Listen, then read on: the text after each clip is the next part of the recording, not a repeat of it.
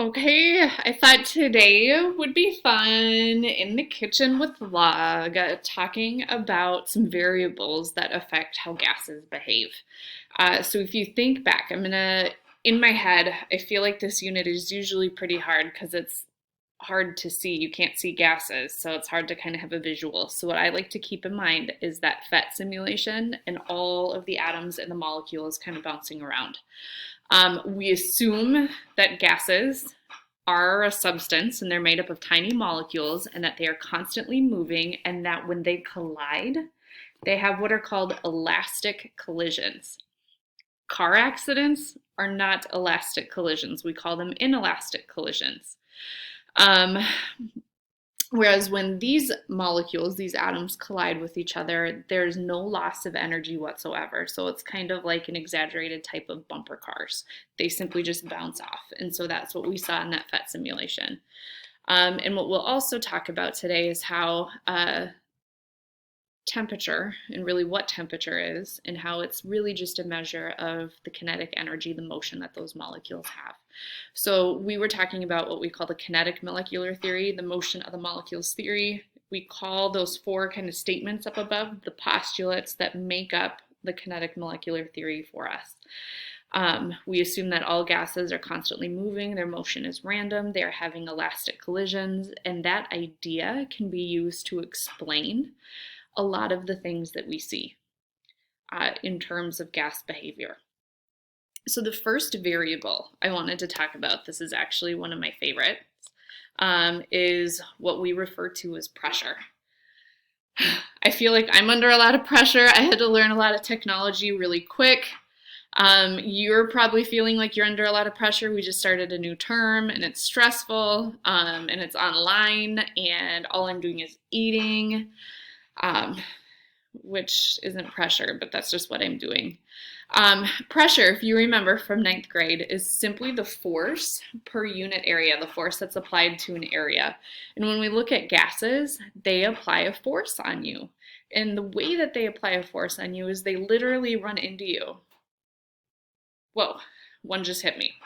Anyway, the number of collisions that gas molecules have per certain area is what we call air pressure. It's the collisions that the air, the gas, has with you. So keep that in mind. The more collisions there are, the higher the pressure is. Typically, force is measured in newtons. Area we usually measure in square meters. And 1 unit of pressure, which is 1 Newton per square meter, is what we call a Pascal, which is the name of the chameleon entangled. And if you lay your hand out and you lay a dollar bill on your hand, that's roughly equal to about 1 Pascal's worth of pressure. So just kind of a visual. You are feeling way more than 1 Pascal of pressure on you in any given moment. We'll talk about that in a second. But again, here's the visual I want you to have. The number of collisions per area, that is what pressure is. The more collisions, the higher the pressure. So I want us to think about if you went on top of, I was just going to say Mount Rushmore, but I mean Mount Everest right now. So if you go way high up in our atmosphere, you have less gas pushing on you because there's simply less gas the higher up you go. The pressure is less. So it's kind of interesting if you ever have the chance to go up on Mount Everest, or if you sit in a really long plane ride where you experience less pressure than you do on the ground because there's less pushing on you, your body actually expands because there's less pushing on you. If you were to dive down, this would be one of my biggest fears. I think I would rather go up to space than I would do this. If you were to take a submarine down to the Titanic 2 miles underwater, where you have way more molecules colliding with you, you would implode if your submarine lost pressure. Where up high in our atmosphere, you actually start to take up more space. So I just kind of think that's fascinating that our bodies are just set for the amount of pressure that we experience here on Earth on a daily basis. There's many, many, many units that we use to represent pressure. It just kind of depends on what situation you're referring to. But here in the United States, one of the more common units that we use is called PSI. And you'll usually hear that in terms of like tire pressure when you're putting air in your tires. At sea level, you have or you experience about 14.7 PSI, pounds per square inch. So think of that's like 2 of your A-push history books pushing on every square inch of your body in any given moment. We're a little bit above sea level here in Minnesota, so I think we feel about like 13.9-ish PSI, so a little bit less than at sea level. ATM is another unit, and that simply stands for an atmosphere, and it's referring to an Earth atmosphere. So at sea level, you experience 1 ATM, 1 atmosphere of Earth. Oh, there's my kitties coming. Here, I think today it's about 0.98 atmospheres of pressure, a little bit less because we've got less gas pushing on us than at sea level. Another unit, super old school unit, this comes from our very first barometers that we used to measure pressure, is mmHg. And at sea level, that's 760 millimeters of mercury. kPa is, like I said, that Pascal unit. At sea level, you experience about 101.3 kPa, not kWb, and that's just metric. So if I expanded this out to just Pascal, it's 101,300 Pascal. And then a unit that they use in Great Britain, which is the exact same as, sorry, my cat is driving me nuts. Hey you, I'm doing my show.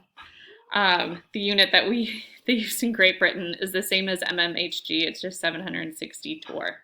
Get out. Oh, kitty. So those are the units that we use for pressure, and all it is referring to the number of collisions. Another variable that we'll come in contact with as we talk about gases is volume, and we'll look at volume in the context of a container where the volume can change. We call that a non-rigid container, but I want you to think of like a balloon, or like your lungs is a container where the volume can change. And then we'll also talk about how gases behave when we have what we call a rigid container. So think of like an oxygen tank if you're going scuba diving, or your hairspray or your shaving cream container where it's kind of a rigid metal container. So we'll look at what happens to gases when we've got kind of both of those scenarios. The last variable I wanted us to talk about is temperature. Here's a really good log definition. It's the hotness and coldness of something. Temperature is a measure of the average kinetic energy of particles. So if we add heat, if we increase temp, what we're doing is we're increasing the amount of movement that the molecules have. And we got another person here. You're on a show. Say hi. Hi. In the United States, we use Fahrenheit. Around the world, the metric unit is Celsius. But whenever we talk about gases, I'm introducing us to a new unit, and that is called Kelvin. And we just say letter K. Hold on when I'm done, bud. So Kelvin is the unit that we use for gases. And the reason is, I'm going to step back to, actually, I'm going to go here. Here's Lord Kelvin. Hey, what?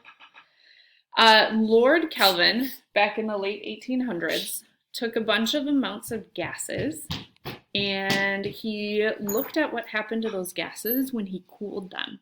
And what he started to see is that those gas molecules, their volumes became less and less. And the coldest he was able to get to was negative 150.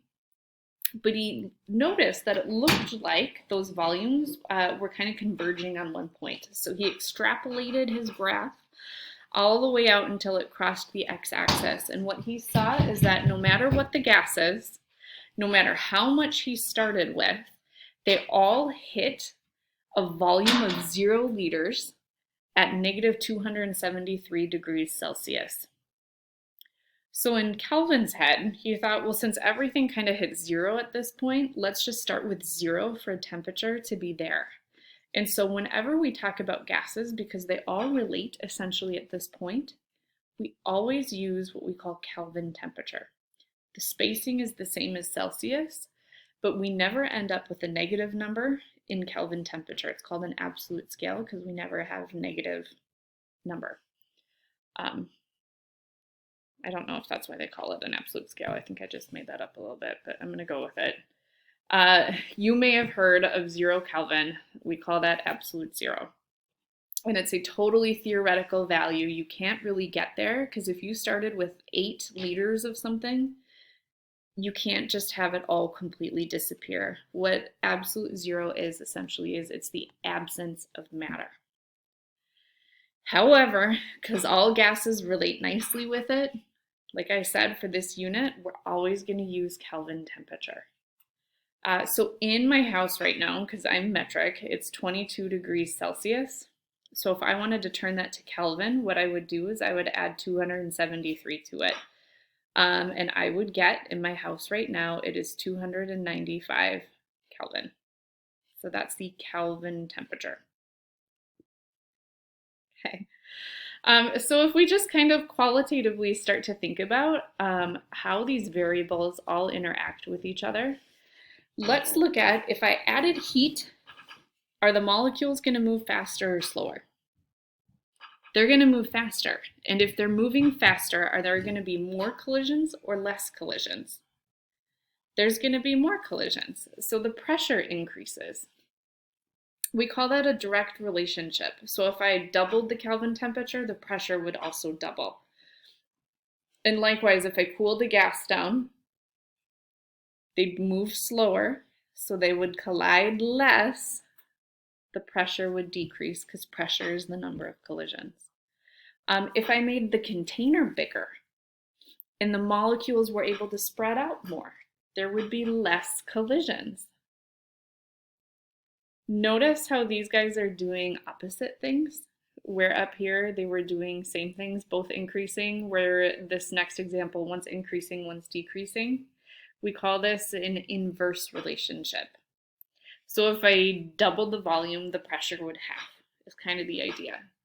So if I made the container smaller and the molecules got closer together, they would run into each other a lot more, so the pressure would go up. If I added more gas, I feel like this one's kind of common sensey. If you put more gas in there, is there going to be more collisions? Absolutely, the pressure goes up. If I take molecules out, there will be less collisions, so the pressure goes down. Pressure will always be your dependent variable. You can't ever walk up to molecules and say, hey, run into each other more. You have to do something to that. And kind of the big thing, which we'll talk about a lot more as we go through this unit, pressure is directly related to temperature and the number of molecules. So if temp increases, pressure increases. There's more collisions. If there's more gas molecules, pressure goes up, where it's inversely related. Next time I see you, we'll talk more about kind of the math relationship and how we can play with a lot of these variables, but that's kind of it for the 3 variables we're going to spend time talking about in terms of gases.